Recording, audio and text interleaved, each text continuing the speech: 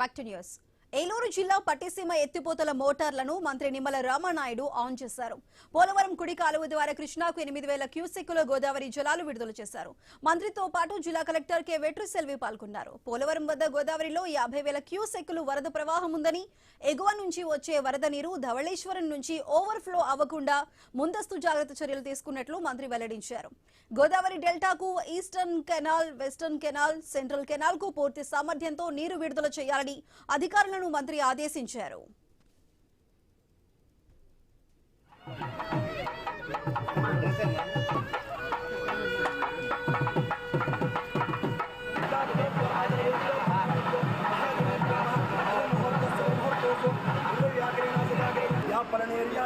फलवदगस्तानं वृत्ता ओम यापलनेरिया प्रामुष्मायास्तान पुणे परहत्र प्रदास्तानो मंजं वदन्मानः फलं मनोरथ फलमुद्र बहुत्र प्रवर्धनं तस्मात् रमेश्य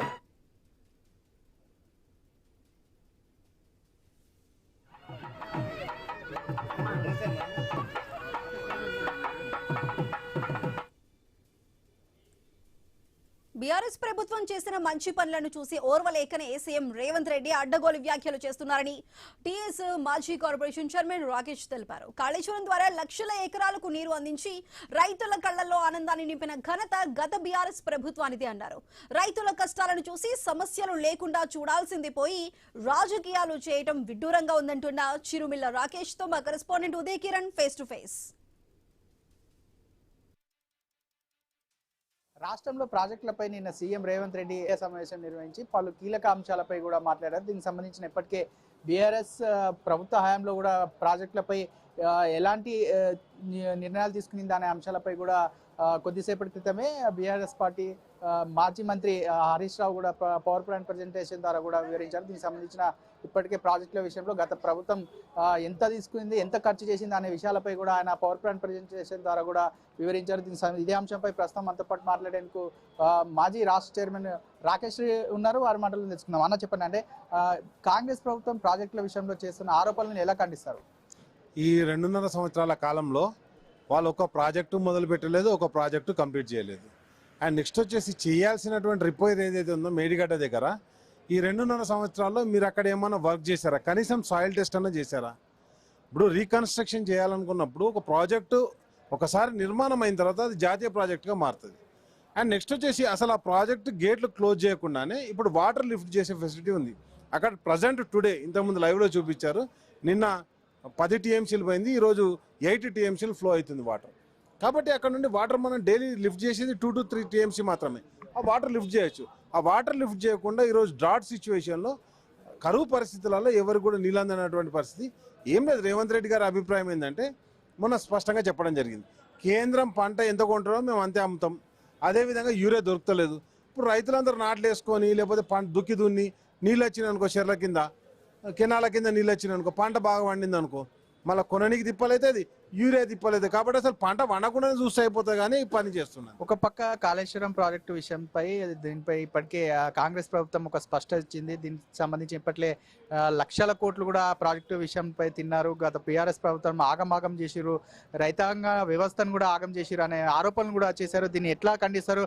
కొద్దిసేపటి క్రితమే బీఆర్ఎస్ ఎల్పీ ఫ్లోర్ లీడర్ మాజీ మంత్రి హరీష్ రావు కూడా పవర్ పాయింట్ ప్రెజెంటేషన్ ద్వారా కూడా వివరించారు. ప్రతి ఒక్క అంశాన్ని కూడా క్షుణ్ణంగా కూడా వివరించారు. సుందిల్ల బ్యారేజ్ విషయంలో కావచ్చు, మేడిగడ్డ బ్యారేజ్ విషయంలో కావచ్చు, కాళేశ్వరం ప్రాజెక్టు మొత్తం విషయంలో కావచ్చు, ఎన్ని టీఎంసీల నీళ్లు వచ్చాయి అనే అంశాలపై కూడా సుదీర్ఘంగా పవర్ పాయింట్ ప్రజెంటేషన్ ద్వారా కూడా వివరించారు. దీన్ని ఎట్లా ఖండిస్తారు ఈ కాంగ్రెస్ ప్రభుత్వం చేస్తున్న ఆరోపణలపై?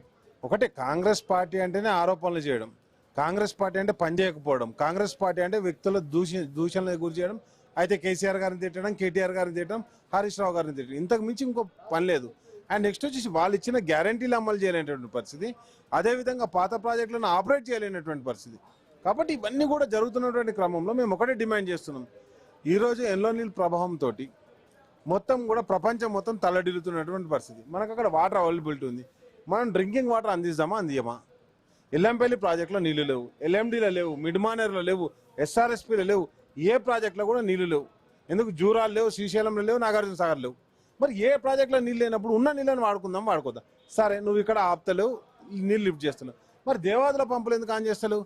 ఉన్న పంపులను ఆన్ చేయాలి కదా దేవాదులే, అవి కూడా ఆన్ చేయట్లేదు. కాబట్టి ఇదంతా కూడా రేవంత్ రెడ్డి గారు కిందున్న చంద్రబాబు నాయుడు గారికి గురుదక్షిణ చెల్లించుకోవడానికి, ఎందుకంటే మనం ఎత్తు మీద ఉంటాం, దక్కన్ పీఠభూమి, ఆంధ్ర ప్రాంతం మొత్తం కూడా భూమికి సమానంగా నదికి సమానంగా ఆడ కరకట్టలు ఉంటాయి, ఈడనేమో బ్రిడ్జిలు ఉంటాయి.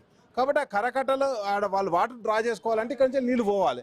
అదే కార్యక్రమం నడుస్తుంది. అంటే మీరు అంటున్నట్టుగా అంటే గత ఉమ్మడి ఆంధ్రప్రదేశ్లో ఏదైతే నీటి వాటానికి సంబంధించిన ఆంధ్రాకి ఏ విధంగా అయితే తరలించుకుపోయారో ఇప్పుడు కూడా అదే తరహాలో కూడా తెలంగాణ నీటి వాటాను కూడా ఆంధ్రాకి తరలిస్తున్నారని చెప్పేసి మీరు ఆరోపిస్తున్నారు, అంతేనా? ఆరోపణ కాదు, నిజమండి. ఇప్పుడు నేనేమంటాను, మేడిగడ్డ దగ్గరికి మొన్న వచ్చారు మీరు, కేటీఆర్ గారు పోయినప్పుడు మీరు అందరూ వచ్చారు కదా, అక్కడ నీళ్లు పోతానే పోతలేవా? అరే నేను చెప్పింది నమ్మకండి, సిడబ్ల్యూసీ వెబ్సైట్ ఓపెన్ చేయండి, ఏ రివర్లో ఎంత నీళ్లు పోతానో డైరెక్ట్గా కనిపిస్తుంది. అది కొట్టి చూసుకోరు, తెలిసిపోతాయి కదా. మొన్న కర్ణాటక వచ్చిండు, కృష్ణానదిని అప్పచెప్పచ్చిండు ఎవరికి? కర్ణాటకలోకి ఆంధ్రప్రదేశ్లకు. ఇప్పుడు గోదావరి నీళ్ళని డైరెక్ట్ అప్పచెప్తుండు. ఇంకెక్కడ నీళ్లు ఉన్న కాడ నీళ్లు వాడుకోవాలి కదా.